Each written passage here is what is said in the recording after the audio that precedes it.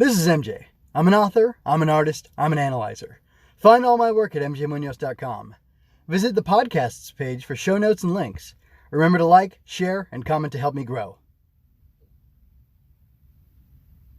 Welcome to my fully operational Star Wars analysis.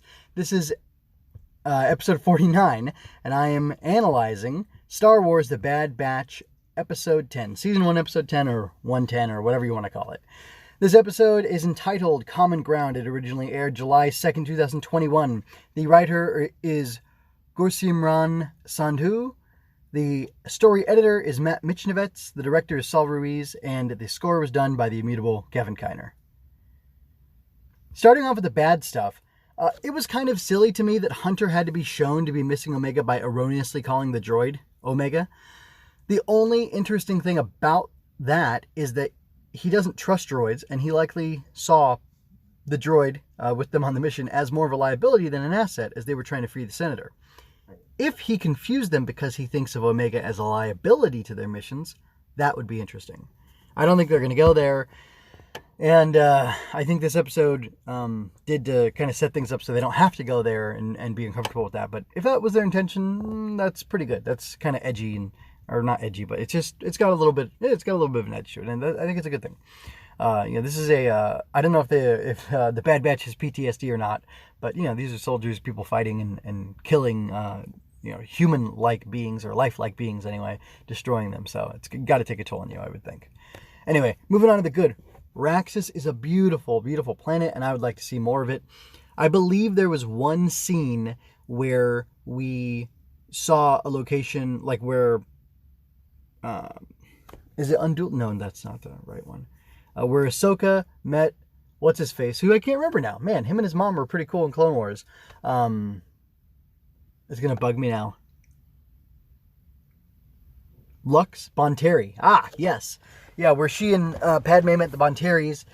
There was like a stained glass, like diamond-shaped pattern in the window or whatever. Like, I'm pretty sure that was a location we visited in Clone Wars, and as they were running amok in the city, they whizzed by that location, and that was pretty cool to see. So it was nice seeing that thing that we've seen before, but seeing more of it and seeing different angles of it. And I didn't realize that Raxus had such a plethora of different species living there, all sorts of humanoids, not just people. So that was pretty cool. Like there were Pantorans and stuff, and I was impressed by the diversity of the crowd.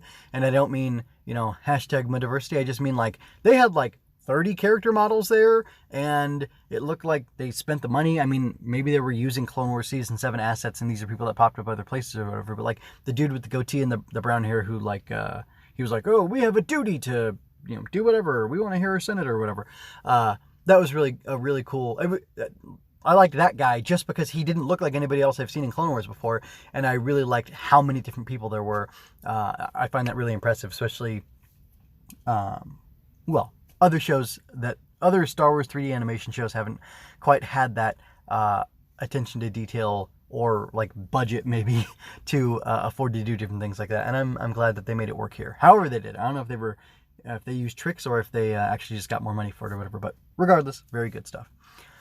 Next good thing, as an Asian woman, I felt so happy to be represented by a brutal authoritarian in Captain Bragg. I can finally see myself in Star Wars. Which leads me to my next point. There's some kind of deep thing under the surface that I want to focus on. When Bragg responds, "That would be a first," to the Senator, it is implying that she has tortured many people before with that interrogation droid.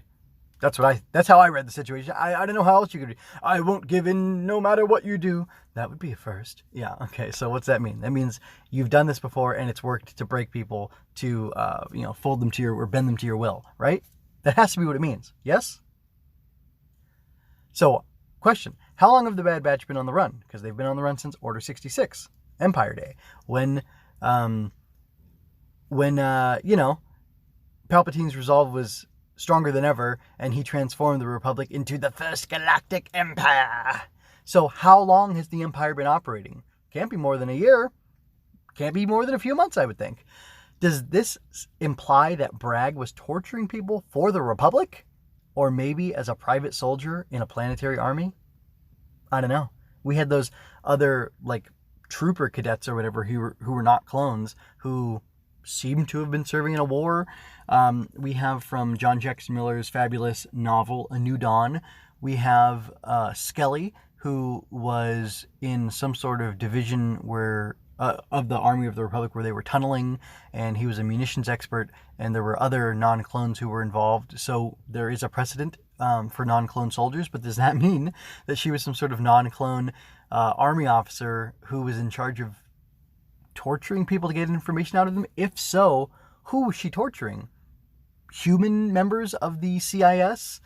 I don't think the Republic would have admitted to torturing separatists, and that would kind of be proving the separatist point for them, wouldn't it? So anyway, I wonder, was this just a bit of sloppy writing, an ill-thought-out shorthand to make her seem capable and menacing? That could be the case. Either way, it's frustrating, and I don't like it. And I don't know. That needs to be elucidated. Otherwise, I get, is it just a simple plot hole? I don't know, but it really bugged me because it doesn't make any sense. Yeah, it doesn't make any sense. Moving on to my speculation, I'd like to see Omega plan a mission and direct it. That would be neat to see. It could keep her out of danger, sort of doing Overwatch for everybody, but she would still be fully supporting the squad and their operations. So that would be pretty cool to see. I want her to be useful and feel good about what she's doing, and do something effective for the squad. That's like the best outcome for everybody, I think. And then here's my question. Will we get to see a different side of the CIS in the show? Are good separatists like Senator Singh going to get connected to the rebellion, and will the Bad Batch help with that? I'd like to know what you think about that. Moving on to my score for the episode. I'm just about to wrap this up. So Star Wars The Bad Batch 110, or episode 10, Common Ground, was good overall. I like Sid taking Omega under her wing a bit and pushing her to quit moping and do something with her life. That's an attitude more people should have, and I find it odd that this amoral lady has to be the one to give it to her. I get that the Bad Batch isn't very adept at living because they were raised to do one thing, and now that they don't know what to fight for anymore, they are drifting. Having Omega there to force them to grow up is unexpected. It didn't feel like much happened here, but it was a good ride, and some seeds were planted, so I enjoyed that. Overall, I give this episode a 3.25 out of 5, which is fine. 2.5 would be like a C or an average or whatever. This was more than adequate, and there were some things I really enjoyed in it, so that's why I scored it like that. It wasn't a great episode, or it wasn't an extremely good episode, and it wasn't a great episode. It was, what am I trying to say? I'm just trying to say it wasn't the best, it wasn't the worst. It was in between, but it did a little something extra, so I appreciate all that stuff. So that's pretty much it. I'm going to go ahead and wrap up, and I'm going to go ahead and wrap up. That was the episode, and I'd love to hear your feedback to my questions, so please go ahead and provide that in the comments, either on MeWe, on Float, on the video platforms this is appearing, or on the blog, on the website, in the show notes of the post of this episode. So yes, you know what to do. Thank you for your time and attention. I hope you enjoyed this. Check out my growing collections of analysis, art, and fiction. You can also visit mjmunoz.com/support to check out my latest designs and more.